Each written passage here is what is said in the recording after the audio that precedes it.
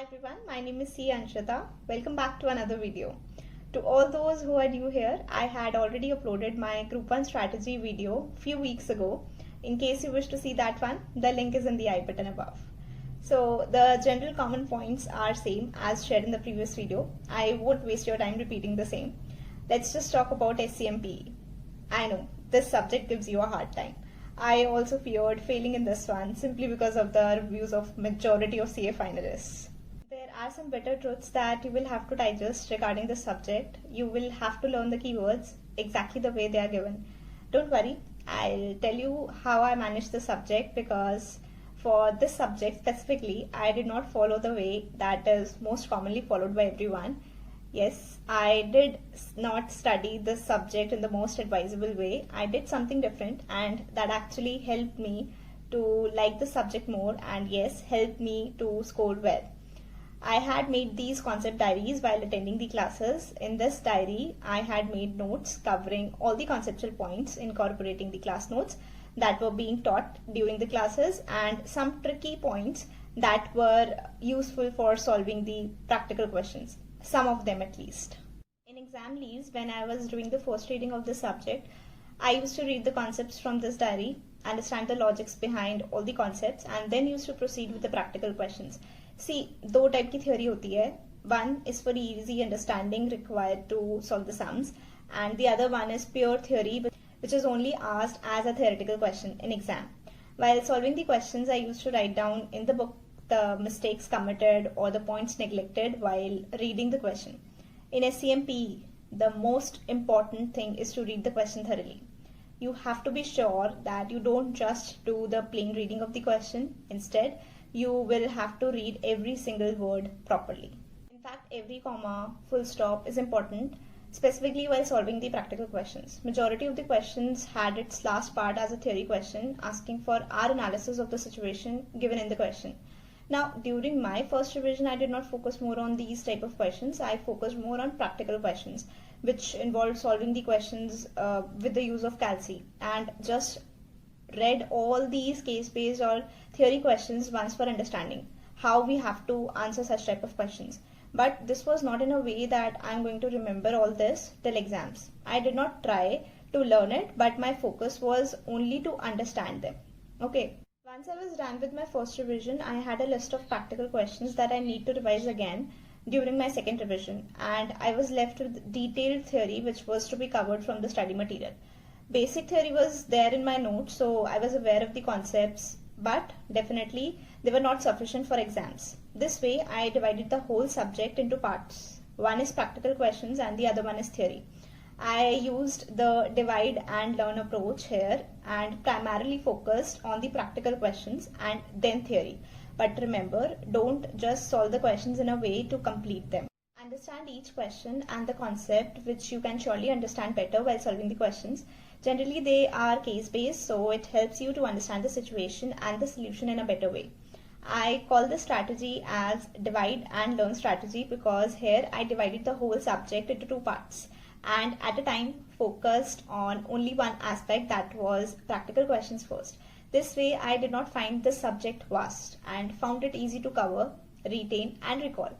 Now during my second revision, I just had to practice a few practical questions.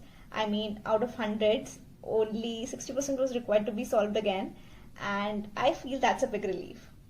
And also I have to focus on theory this time. During this time, I first began to read the whole chapter from the study material, and after I was done with 2 chapters, I realized that this won't really help me because I found it boring and time consuming to cover this way. So I changed my plan. I picked up module 3, that is the case study module, first. Then I just categorized all the case studies chapter wise. Now every day I gave myself a task that I have to finish case studies of 1 chapter. Now you must be thinking, how did I solve the case studies when I had not covered the theory, not even once? So the answer is, I did not solve the case studies myself in the first go. I read the case study, tried understanding it, and then directly read the answer and learned the keywords from the solution there. Right? So this way I covered few topics from the case studies. This way, few topics from each chapter of theory got covered. Like if there were 10 topics to be learned from a chapter, 3-4 important topics got covered from the case studies itself. This way I covered the whole case study module, including the additional case studies which were given on the institute's website. In short, I again used the divide and learn strategy for theory. I divided the whole theory in two parts, covered half of it through the case studies and the other half directly from the study material. This technique used to help me reduce the stress of vast course, vast theory. I always felt that बस इतना सा तो करना है अभी, ये तो हो जाएगा आराम से. इस लाइन से ही इतना ज़्यादा रिलीफ मिल जाता था एंड स्मॉल पोर्शंस में सब्जेक्ट अच्छे से कवर हो जाता था. I mean like बहुत अच्छे से कवर हो जाता था. अब हो सकता है आपको लगे कि ऐसे सब्जेक्ट अच्छे से समझ कैसे आएगा तोड़ तोड़ कर पढ़ने से. सी ये टेक्निक आप वहाँ नहीं यूज़ कर सकते जहाँ बहुत ज़्यादा इंटरलिंकिंग है, बट जहाँ पॉसिबल है वहाँ तो बिल्कुल कर सकते हो. This technique helped me to identify the topics which I actually need to revise in my last month revision with more focus. If I talk about the summary of whole thing that I said, during the first revision you have to focus on the practical questions, but don't just solve them but also understand them.